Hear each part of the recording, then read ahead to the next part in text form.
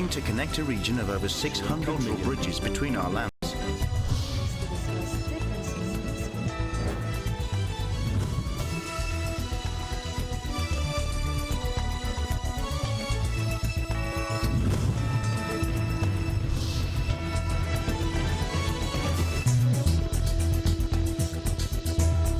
Good evening, I'm Alma Angeles, and you're watching ASEAN in Focus on tonight's headlines. Davos 2023 opened its doors to the global elite almost a year after Russia's invasion of Ukraine began and amid growing fears of a recession. This year's World Economic Forum is themed Cooperation in a Fragmented World. President Bongbong Marcos said in a World Economic Forum that the Philippines was expected to post a 7% economic growth this year. Vietnam's President Nguyen Xuan Phuc has resigned after days of rumors he was about to be sacked as part of a major anti-corruption drive that has seen several ministers fired. The UN Refugee Agency said the steep increase in the number of Rohingya refugees risking their lives to cross the Andaman Sea and Bay of Bengal last year reflects their growing desperation.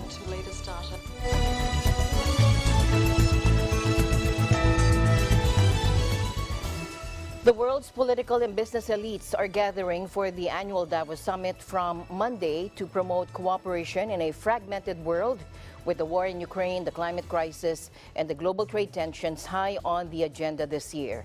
The World Economic Forum's annual meeting, attended by global political and business leaders, celebrities, and even prominent social activists, is taking place at a time that the world economy is under extreme stress, reeling from high inflation, an energy crisis, and other supply disruptions caused by the war, and a resurgence of COVID cases in China. Take a look.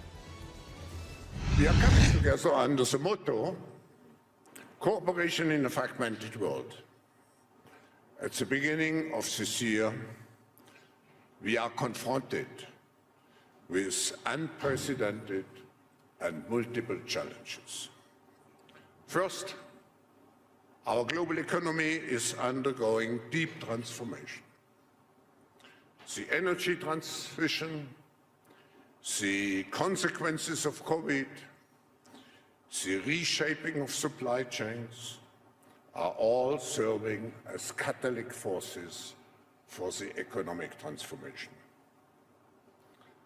And the hotspots of this geo-economic remodeling are high inflation, increasing interest rates, and growing national debt. This is particularly hurting low and middle income groups. It is exacerbating societal fragmentation. Second, the geopolitical system is also undergoing deep systemic transformation. Internationally, we are moving to what some people would call a messy patchwork of powers. There are superpowers, emerging powers, middle powers, regional powers, rogue states, and also large corporate and social media powers, all competing increasingly for power and influence. As a result, the trend is again moving towards increased fragmentation and confrontation.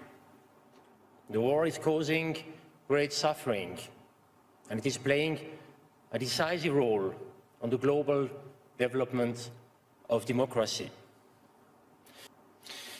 Ladies and gentlemen, excellencies, the world needs strong multilateral platforms because the greatest present-day challenges are transnational: climate change, pandemic, war, migration, proliferation. And this annual meeting is also an important platform for global dialogue. In light of the pandemic and the war in Ukraine, we have seen that the risk of fragility is no longer a one-way street. The problems experienced by fragile states do not remain within their own borders. They are always exported to neighboring countries, but also to far-flung regions in the form of migration, corruption, terrorism. And we must do all we can to support fragile states, otherwise they risk becoming failed states.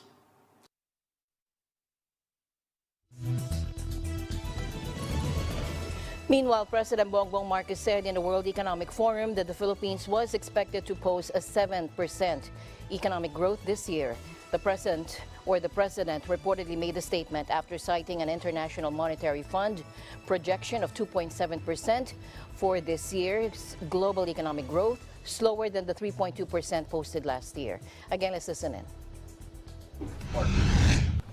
The COVID-19 pandemic and the current state of the global economy are a testament to the need for a higher call for cooperation. No one is completely safe and secure until everyone is safe and secure. No one can be left behind if we are to succeed.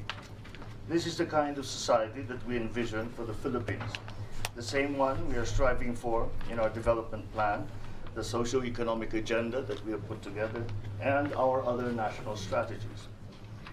Well, according to IMF, projection for global economic growth in 2023 is a rather low 2.7%, slower than the 3.2% in 22, which is already a significant decrease from 6% in 2021. In the Philippines, the picture is slightly different, and we project our economy to grow by around 7% in 2023. Our actual projection is 6.5, but there are signs that we might be able to surpass that. There's a vast range of investment opportunities available, such as in renewable energy, agro-processing, transportation, infrastructure development, amongst others, and several public-private partnerships in the pipeline. And also joined the call for all governments to unwind any trade restrictions and to reinforce our commitment to the World Trade Organization reform. He also said countries should resume or should ensure that sufficient welfare measures are in place to cushion the impact of elevated inflationary pressures, especially towards the most affected and vulnerable sectors. Staying in Davos, the global inflation has likely peaked, but the cost of living crisis facing those in the developing world and those with lower incomes is unlikely to ease anytime soon, according to experts at Davos. Here's Geeta Gopinath, Deputy Managing Director of the International Monetary Fund, speaking at the forum Stemming the Cost of Living Crisis session. And she explains how wages are significantly impacting the cost of living crisis. Again, let's listen in. Now we've seen energy costs come down quite significantly. We've seen food prices come down, but still remain elevated relative to before the pandemic. So actually, I would make a distinction between what we're seeing in terms of energy markets versus in terms of food. I think in terms of food, we still have food security problems as a major concern. But we have inflation coming down, and so the cost of living has gone down over time. Now, what is tricky, of course, is that wages haven't kept up with the cost of living, so there's been a lot of erosion in real wages, and you see the consequences of that this year. You can see unrest in different countries in the world and social unrest. It's something we need to worry about. The participants also agree that inflation is inextricably linked to the cost of living crisis, and tackling inflation is key to easing the cost crunch in the long run. On the Ukraine war, Henry Kissinger argued that the U.S. should continue to support and, if necessary, intensify its military support for Ukraine until a ceasefire line is reached or accepted at some preliminary discussions with Moscow. Mr. Kissinger tells Davos via video link that peace talks should begin once Ukrainian forces had reclaimed the territories occupied by Russia since the invasion. He also argued that this would prevent the war from becoming a war against Russia itself and would give Russia an opportunity to rejoin an international system. He said this may seem very hollow to nations that have been under Russian pressure for much of the post-war period, according to Kissinger. He favors dialogue with Russia while the war continues, pointing out that there are over 15,000 nuclear weapons on its territory. In tonight's other news, the steep increase in the number of Rohingya refugees risking their lives to cross the Andaman Sea and the Bay of Bengal last year reflects their growing desperation, according to the UN Refugee Agency on Tuesday. UNHCR spokesperson Shabia Mantu told journalists in Geneva that there's still no comprehensive regional response among coastal South Asian nations to protect refugees from people smugglers who offer false hope. Take a look. More than 3,500 desperate Rohingya have attempted deadly sea crossings in 39 boats in the Andaman Sea and the Bay of Bengal in 2022, according to latest data from UNHCR, the UN Refugee Agency. This represents a 360% increase from the year before, when some 700 people made these journeys. Calls by UNHCR to maritime authorities in the region to rescue and disembark people in distress have been ignored or have gone unheeded, with many boats adrift for weeks. We're hearing reports, as we mentioned, from Rohingya about this growing sense of desperation and this anxiety about the future, and really the hope for security, for protection. Some of them are willing to unite with family members. Others, their vulnerabilities are being exploited by traffickers or smugglers, luring them with false promises and false hope. The movements that we're talking about today, they are of Rohingya refugees. They're refugees that require international protection. They should not be deported. They should be provided with protection and assistance. So we're urging on states to ensure that they abide by their international legal obligations in disembarking them, rescuing them at sea, disembarking them, and then ensuring that they're protected and not returned to situations of danger where their lives may be at risk. Most Rohingya refugees are being hosted by Bangladesh. The people of Bangladesh, the local communities and the government have been generous in hosting them and receiving them and providing them with protection and assistance, but they do require more support to ensure that they are able to be supported during their displacement. The UN agency's latest warning about the situation comes amid an ongoing military crackdown in Myanmar by generals who seized power 2 years ago, and the continued absence of a comprehensive regional response among coastal South Asian nations to protect refugees' lives at sea and prevent their exploitation by people smugglers. In tonight's other news, Vietnam President Nguyen Xuan Phuc has resigned, according to state media, after days of rumors he was about to be sacked as part of a major anti-corruption drive that has seen several ministers already fired. Now, Vietnam closed itself to the world for almost 2 years before reopening in mid-March of 2022. Now, while shut, Vietnam organized nearly 800 charter flights to bring citizens home from 60 countries and territories. Although Vietnam repatriated its citizens, travelers faced exorbitant airfares and quarantine fees once they arrived. Now, last year, the Ministry of Public Security said officials were able to skim tens of thousands of dollars from each repatriation flight. Meanwhile, social media users began raising questions over government-sponsored testing kits from as early as 2020 after it emerged they were not as the state claimed.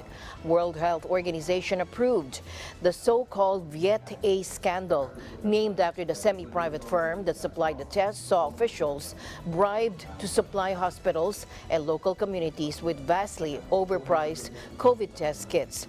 Now, the scam is estimated to have netted some $172 million for Viet A, $34 million of which was allegedly plowed straight back into the further bribing of officials. The anti-corruption drive has seen more than 130 government officials and business people detained. Held in 2017 in Thailand is anchored on 3 main pillars, namely interoperability, responsiveness, and readiness to address common regional maritime concerns.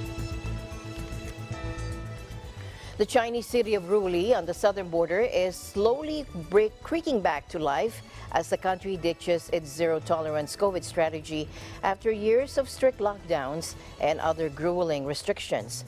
Bordering Myanmar, the city was a key battleground in the fight to keep imported COVID cases out of China, with residents living through nearly a dozen lockdowns. Now, despite the harsh lockdowns, the residents are now optimistic that the city's economy will recover, banking on the city's famed jade and jewelry trade and closeness to Myanmar. Meanwhile, in the Myanmar town of Muse, residents are sharing their concerns over soaring COVID cases in China. Take a look.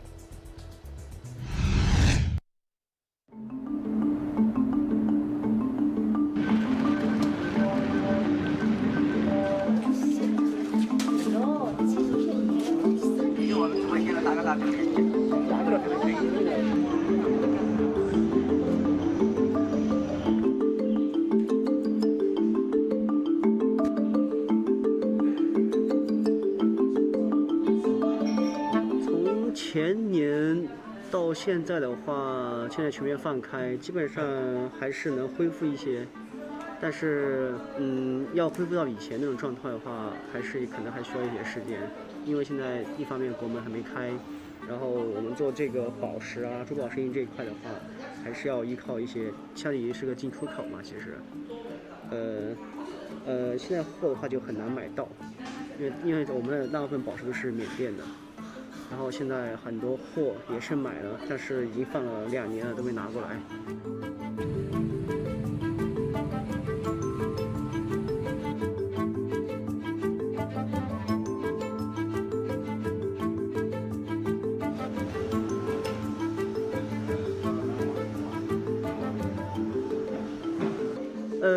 好像我经历了4、5次封城吧，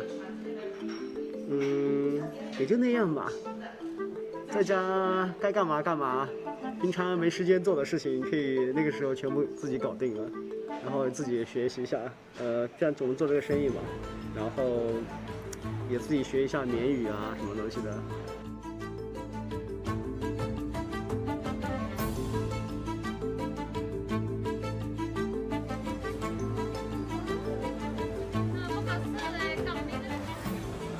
它的一个经济命脉，包括国门，只要打开，所有的经济都会流通，所有的这个人员都会过来的一个情况下，说瑞丽恢复还是很快的，我还是相信的。我也相信我们做这个小生意的话，也会慢慢的越来越好。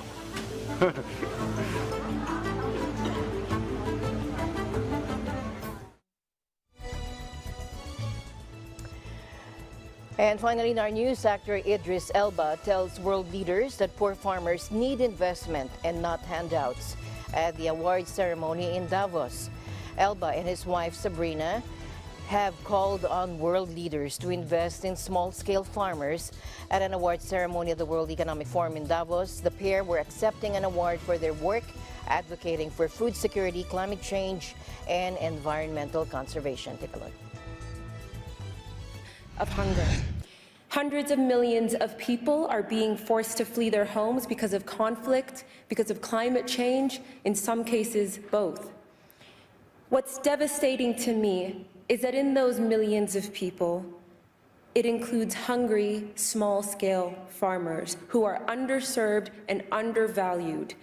This short-sighted thinking is so obviously flawed. Small-scale farmers produce about 80% of the food in parts of Asia and Africa and 1/3 of the food for our planet. Sabrina and I are not economists, we're not politicians, we're not big business. Well, Sabrina's big business, but we are involved with some really, truly great organizations through our newly formed Elba Foundation, which is helping us crystallize our voice and also those of the voiceless.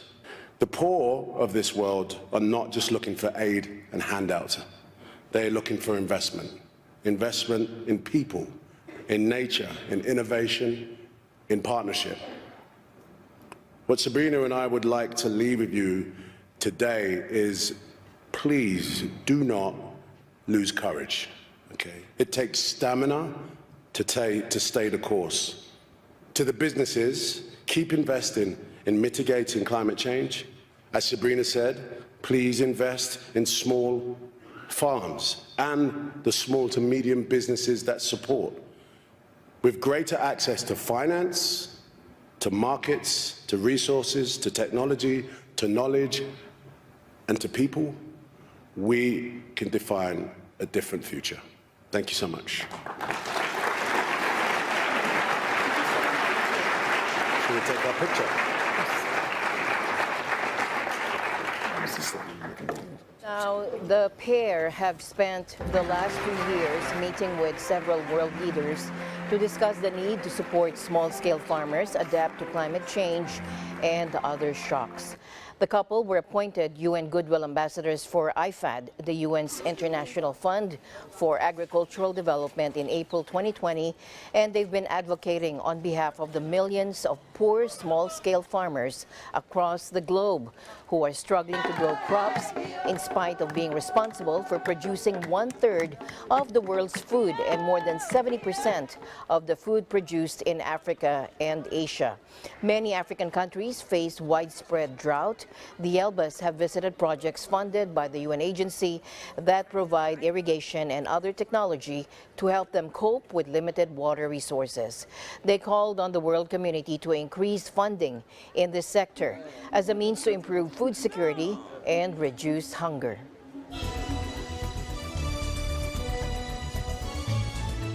As my usual habit, I'd like to end the day on a positive note. Let's encourage and build each other up so that no one is left behind. And that's it for tonight's broadcast of ASEAN in Focus. I'm Alma Angeles.